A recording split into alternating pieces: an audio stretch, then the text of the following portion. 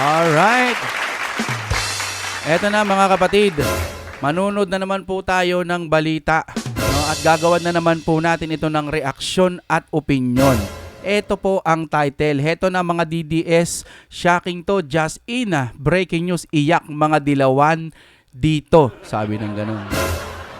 Good news kay BP Sara. Okay mga kaibigan, ano to patungkol to sa nangyaring botohan na binalik po doon sa kamera.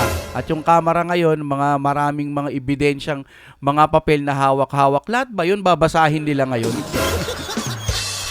Okay, Sir Banat Bay, gusto namin malamang ano po ba ang meron dito mga kapatid? Oy, andyan po ang ating fiber ni Juan mga kaibigan. Kapag mabagal lang inyong internet, magpalit na kayo. Baka meron na yan sa inyong lugar. Nandiyan ang contact number. Baka meron na ang fiber ni Juan. Oh my God, we're back again. Come on, now let's get down to business. Okay, i-play na natin to mga kapatid. Nangyari kanina sa impeachment ha. Malupit na malupit at talaga nga namang marami tayong nalaman. Isa na ho dyan, nalaman natin kung sino ang mga tanga at kung sino talaga ang may utak na kahit nilalait, meron naman pala talagang utak. Hindi kasi alam mo ngayon mga kababayan, balita ko, ano daw na out of stock ang tissue sa 7-Eleven, sa Uncle John's, na out of stock ang tissue kasi daw nag-iiyakan daw itong mga pinklawan. Narito, Bitang Pinoy TV. Grabe nag-iiyakan. Okay, sige nga. Magandang araw sa inyong lahat. Uy, naku po, matindi nangyari kanina sa impeachment ha. Malupit na malupit at talaga nga namang marami tayong nalaman. Isa na ho dyan, nalaman natin kung sino ang mga tanga at kung sino talaga ang may utak na kahit nilalait, meron naman pala talagang utak. Hindi kasi alam mo ngayon mga kababayan, balita ko, ano daw na out of stock ang tissue sa 7-Eleven, sa Uncle John's. Metaphor yan Mga kaibigan, kasi konti lang po yung hindi bumoto, no? Kasi yung konti na yon gusto nilang ituloy yung impeachment or hindi na ibalik doon po sa Kamara. Ngayon, ito namang ating mga supporters, mga senador na talagang ayaw po nilang ituloy-tuloy dyan Kailangan ibalik muna nila doon po sa House of Representatives. Tapos doon silang kung talagang legit yung kanilang ang tawag diyan impeachment na ginawa, no?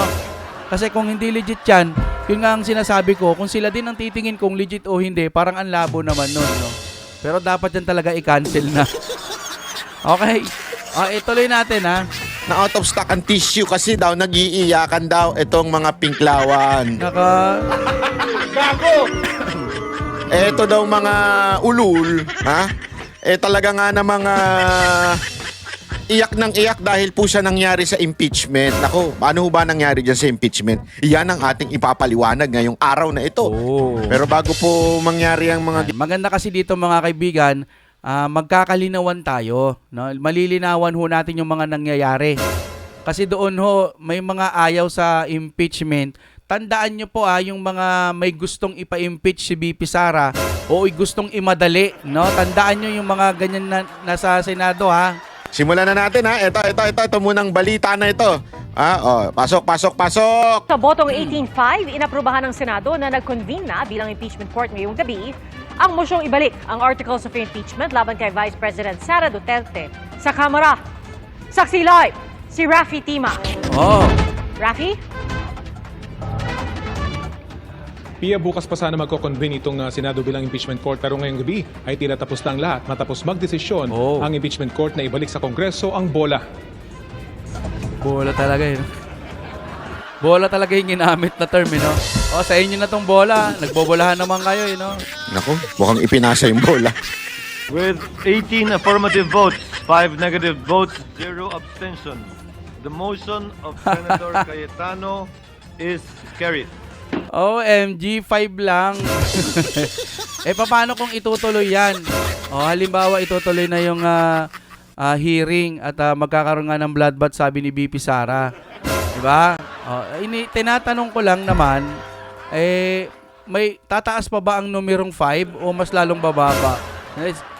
Solid na yan, 5, no? Baka hindi na tumaas yan. Yan na lang ang bilang nila. Lalo na kung magkaroon ng botohan na kung may impeach ba si BP Sara. Abay, tagilid na tagilid kahit ituloy. Nako.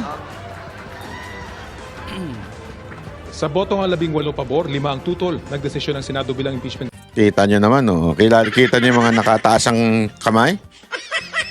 Oh, mga mababantot ang ano. Tingnan mo, tumitingin sila sa likod eh. Bakit sila tumitingin sa likod? Tinitingnan nila, "Hoy, mga kasama, huwag nyo kami iwan dito! Ang ingay-ingay namin dito.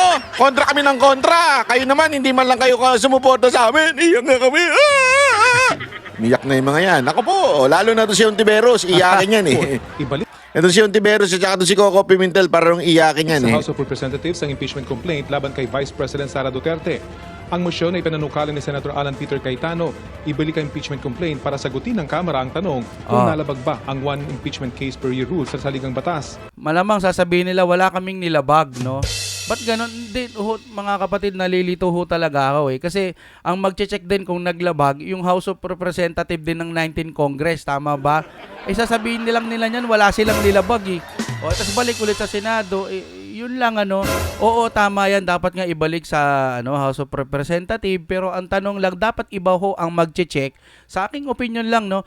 Dapat iba ang magche-check niyan kung talagang sila'y lumalabag ba, tama ba, legit ba yung ginagawa nilang ang tawag dyan, pag-impeach kay BP Sara. Eh kung sila lang din kasi ang magja-judge or maghuhusga doon, parang tatatakan lang nila ng certificate tas ibabalik. Eh bakit noon di pa nila ginawa? Ang gulo.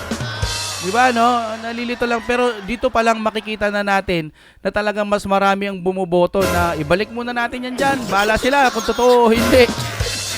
Paglilinaw ng Senador, hindi ito dismissal tulad ng panukala ni Senador Bato de la Rosa. Okay. Pero para kay Senador Bato de la Rosa, malinaw nang nakasaad man sa naprobahang motion na hindi ito dismissal, halos ganun na rin daw ang epekto nito. Pero aminado ang isa pang kaalyado ni VP Sara, hindi pa rin ligtas ang busy sa anyay pang-uusig na ginagawa sa kanya para sirain Kaya na, Hindi pa rin daw ligtas sa pag-uusig. Eh kahit iusig nga, gusto nga ni BP Sara bloodbath eh. Kaso nga lang hindi na makarating doon. Halimbawa, ito yung final boss. Ito yung mga kontrabida. Ito yung final boss, no? Dito pa lang po sa lapag, hindi na sila makabanat-banat, hindi na nila kaya. Wala hindi na nga ha? Hanggang dito lamang Tapos di sila makaangat-angat papunta doon sa taas. Pero pa second floor, third floor. So pagdating doon, ito yung final boss. Ito na yung impeachment talaga na magaganap. Dito na yung sinasabi ni BP Sara na magkakaroon ng bloodbath, something like that. Pagdating doon, baka yung mga mga pinapakita nilang ebidensya, baka mga hilaw yan. No, ipapakita nila, bakit may piatos-piatos, mga ganun-ganon, bakit paano nagasta. Sinabi na nga doon pa lang sa House of Representative, nagkapaliwanagan na, sinasabi na nga ni BP Sara Hindi, actually, ang sabi ni BP Sara na ipinasa niya na, ganito, pinaulit-ulit niya na yon, di ba? Dapat doon pa lang tinignan na nila, pero kasi sa kabilang banda, umikot man ang lahat sa pinakamatalinuhang usapan, ang gusto kasi nila, pabagsakin si BP Sara, yun talaga Yun talaga. yan ay mga Voltes 5. Voltes Ha? Tandaan niyo yung mga pagmumukha na yan sa 2028, ha? Hoy, lahat po mga kababayan natin, ito po ang dahilan ng salot sa Pilipinas. Tignan nyo 5 yan, mga kaibigan, 5. Sino ba yung 5 na yan? Saglit lang, tignan na ho natin. Yan. Tapos iganyan ho natin. Ay, blurred, pero malamang kahit blurred yan, kitang-kita nyo yan, ha? Okay. Tuloy na natin. Yan po ang dahilan kung bakit patuloy kayong maghihirap. Nice. Bakit kanyo? Sandali, baka sabihin naman nila fake news Hindi, kasi tandaan ninyo, kung gusto ninyong manatili ang mga Marcos, Romualdez at Araneta sa susunod pang 6 na taon pagkatapos ng 2028, anong ibig sabihin nun? Lalo pa tayo maghihirap, maubusan ng trabaho. Talaga nga namang Bakit? Magbibigay naman daw sila ng mga ayuda. 3,000, 2,000. Pag minalas-malas ka pa, mali pa yung spelling ng pangalan mo, hindi ka mabibigyan. 3,000, 5,000, mataas na yun kung sakasakali, hanggang 10,000. Pag naubos yun, babahain pa rin kayo. Ngayon, ito yung sinasabi ko mga vlog ko noon, tag-ulan na naman, ito na naman po. pero nakasalang impeachment pa rin ang nakikita nating asikaso. Nakakahiya po ang ating bansa. Sa akin lang kasi daw po yung tubig ulan dapat daw po iipunin. Ipunin na lang. Ngayon inuuna impeachment, anak ng teteng. Ang saya talaga dito sa Pilipinas mga kapatid. Imbis na ikalungkot nyo, manood na lamang po tayo. Wala na, ganito na ho talaga ang ating bansa. Matatalinong tao po ang mga nakaupo dyan. Sobrang matatalino. Pero bakit pinagpapatuloy pa rin nila yung impeachment? Kasi nga po, yung talino ng iba, hindi nila ginagamit sa mabubuti. Base lang ho sa aking opinion, kapag matalino ka kasi, hindi ibig sabihin mabuti ka ng tao. Ang talino, pwede mong gamitin sa mabuti at saka masama. Ngayon, makikita mo rito kung sino yung mga may utak at wala. Tama nga si Sir Banat Bayan, no? Krimen kaliwat kanan. Sigurado, iboto nyo ito mga to. Actually, talo na naman na isa dyan Si Pimentel, olat yan Kaya sobrang bitter niyan Olat na olat yan Tumakbo ba yan Tumakbo yan sa LGU Olat yan so, mga kababayan, tandaan nyo yung pagmumukha nito. Si Binay, naka! Wala na tong mga to. Si Tol, wala na rin yan Lalo na si Po. Dati gusto ko si Po. Akala ko okay. Anak ng teteng, hindi pala. Sablay din pala. Wala naman tira si Binay Si Honti, kung nagbabalak yan tumakbo ng presidente o hindi naman kaya vice presidente, magulos dili ka, madam. Magiging katulad ka lamang ni Ma'am Lenny. Kung maglaban nga kayo ni Ma'am Lenny, baka nga hindi ka nga kalingkingan lang. Wala lang Hindi ko inaano ang mga dilawan. Ibig ko sabihin, ganun pa po kahina itong mga to. At wala naman talagang nang nagtitiwala sa mga dilaw. Ewan ko lang kung bakit pa may nanalo. Kaya sa tingin nyo, bakit may nanalo? Siguro hanggang dito na lamang mga kapatid. Maraming salamat sa inyong panonood. Yeah. Darling, I love you. Don't you treat me true. Ganda ng kanta Ayan. Sa lahat po ng mga umuunawa sa DDS, sa mga malalawak ang isip na sumusuporta kay Tatay Digong at sa mga Duterte at kaalyado nito.